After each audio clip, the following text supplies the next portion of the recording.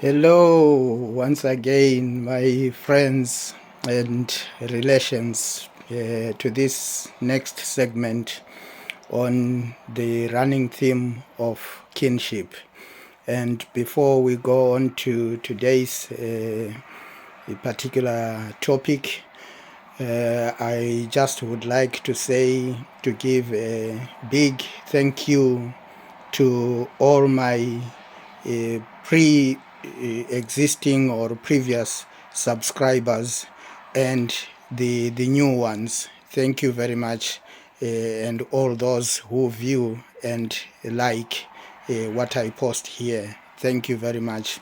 Like I always say, I do not know it all. So there are other platforms that you can go to for further enrichment, and there may be things that I forget as I make my delivery, that you can always consult with others. So anyway, in today's session, the focus is going to be on the totemic relationships among the Shona people. The relationship or kinship, in as far as it is based on people's totems. Now, to you, all my friends who were born in the diaspora or brought up in the diaspora, perhaps have also moved away from the Shona culture for many years, and some of the awareness of certain aspects is slipping away from you, even though you are an adult. When we talk of totem or the totemic relationship, is whereby people of a particular grouping select a given animal or bird and begin to regard it as sacred, as holy, as not to be touched, not to be eaten, not to be spoken ill of. Now, they begin to identify very closely with that animal. And for most people, that goes far back.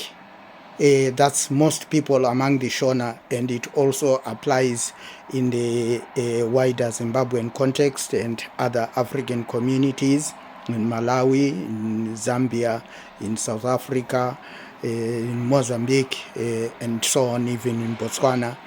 It also applies among the original inhabitants of America, for instance, like when you talk of the Wolf Clan, the Eagle Clan, the Sioux Indians, and so on.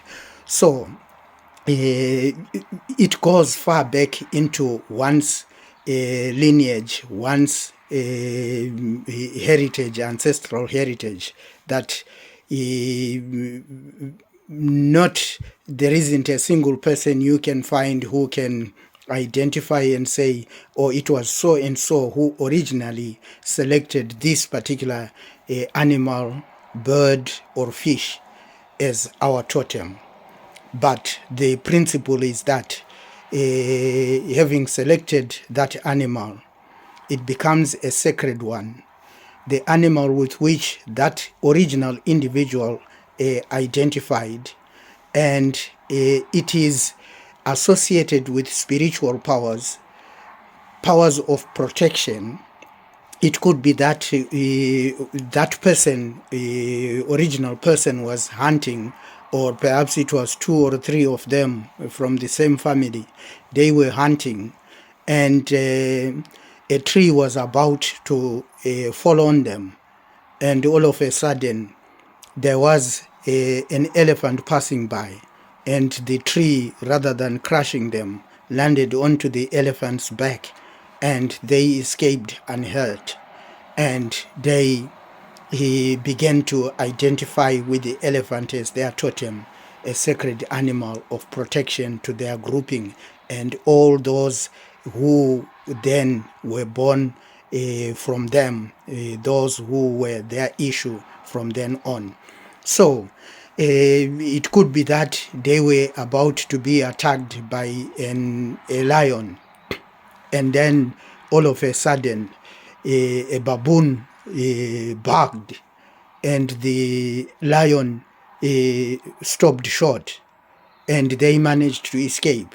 Then they identified the baboon as their sacred protector and the animal with which they identify always. So that is the totem. Now, whatever animal a group of people have as their totem, they also, and that totem in Shona, the translation of the word totem in Shona is Mitupo. That totem is, the word is translated into Shona as Mitupo. Mitupo is translated into English as totem or totemic animal, bird, or fish, and so on. Now, having identified with it, as I've said, it becomes sacred. They are never to eat it. They regard it as protective and so on. Of course, there are always, for instance, if people with the Mitupo soko, which is a monkey or baboon, soko is the softer way of saying tsoko, which denotes the monkey. And among the Karanga people, they would use the word, the version, the dialect they would use is shoko.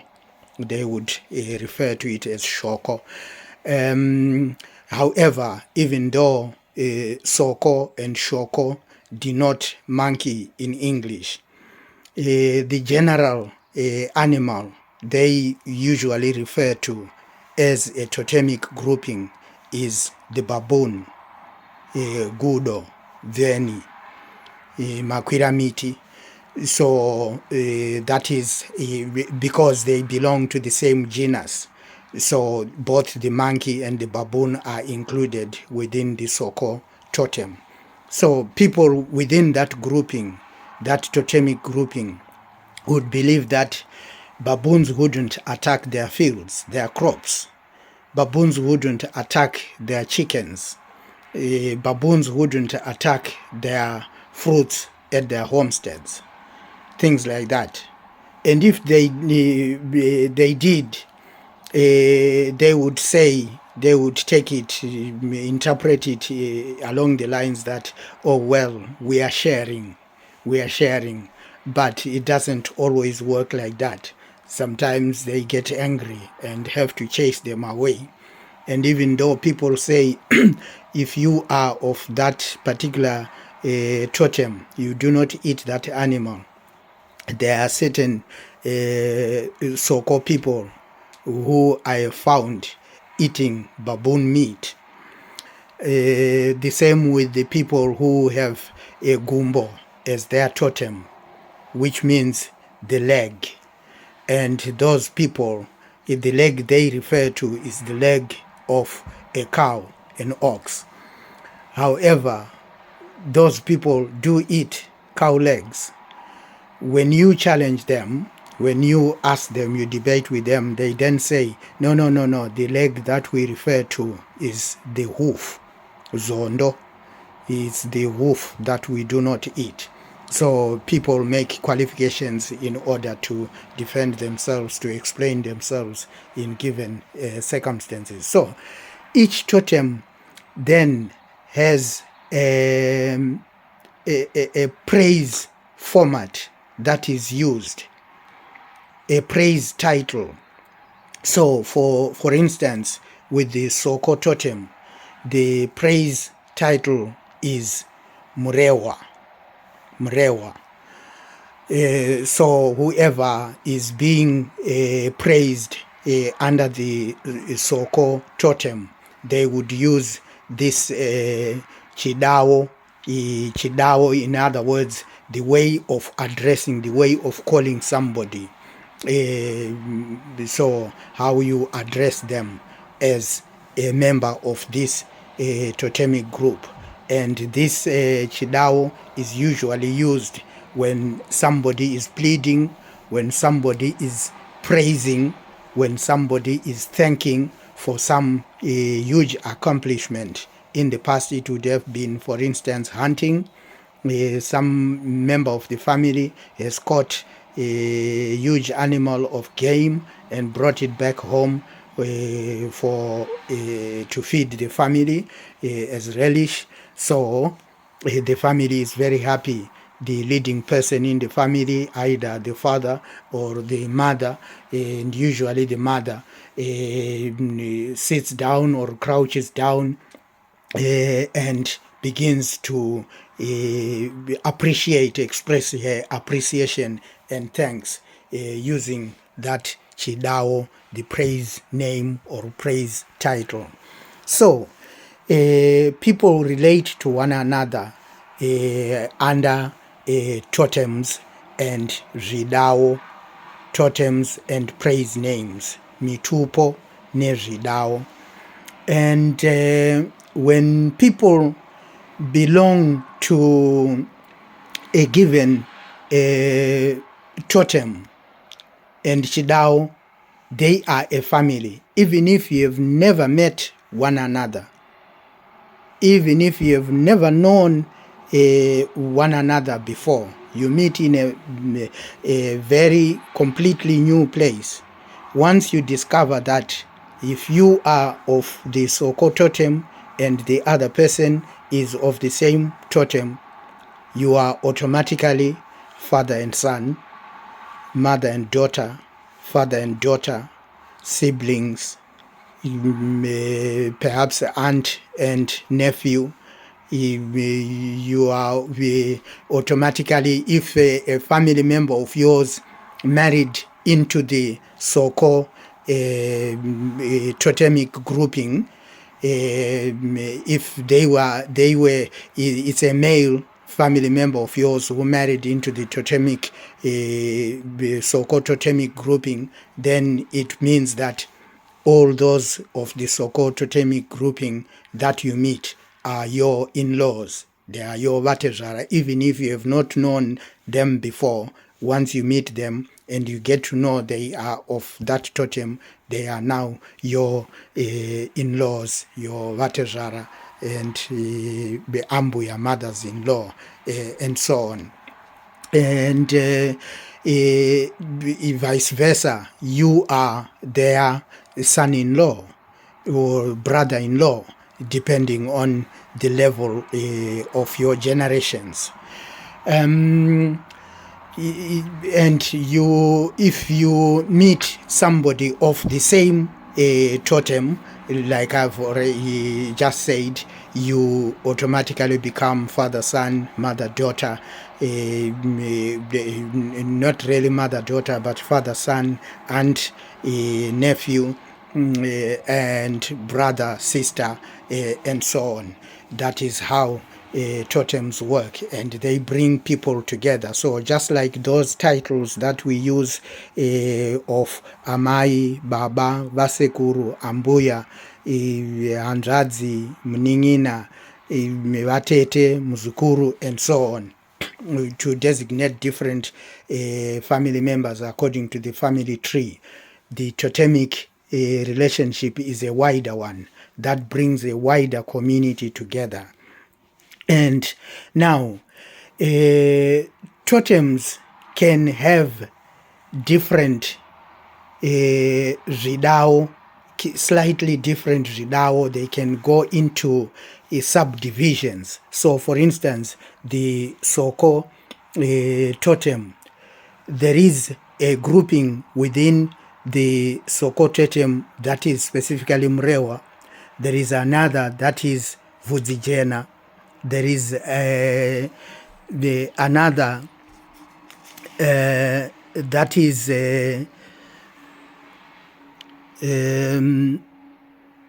so it goes into divisions like that, where one particular totem can go into different sub groupings. So that being the case, for instance, we have the shower totem, or they are specifically mofu, which is the eland in English. That's a better and easier example for me. So this shower or mofu totem, they have got these subgroups like museamwa, mufakose. They have got mukumbudzi, they have nyakudirwa, they have shava mutenesanwa.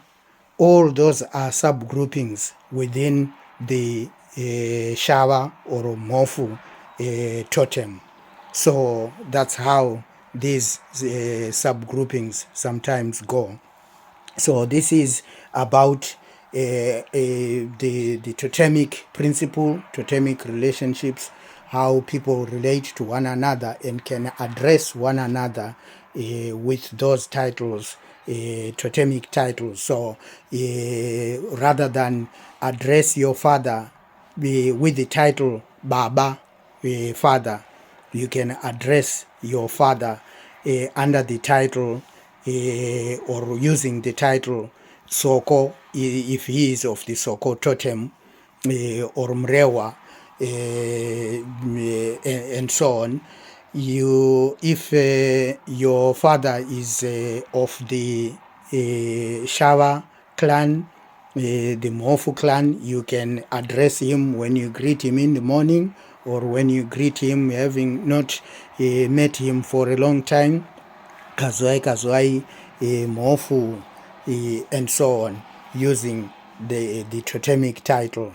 When you address your mother, you use the totemic title of where she was born, but in order to show that she belongs to the family of your father into which he married, you can also greet her with the title, the totemic title of your father, but putting Amayi. You wouldn't just say to your mother, Kazwai, hello, say Murewa, Soko, whatever. You would have to say Kazwai, my Murewa. So, in other words, the one who is married into the Murewa totem. Kazwai, my Shumba, Kazwai, my Mtenesanwa, Kazwai, my Mofu, things like that. So that is how people relate to one another among the Shona people under the totemic principle. I will move on to an illustration of how the praise name is used. Zvidawo, just an illustration next time of how this totem or the totemic praise name can be used to give praise or thanks or appreciation in a given situation. Thank you very much. Thank you for following. Meet you in the next post. Bye.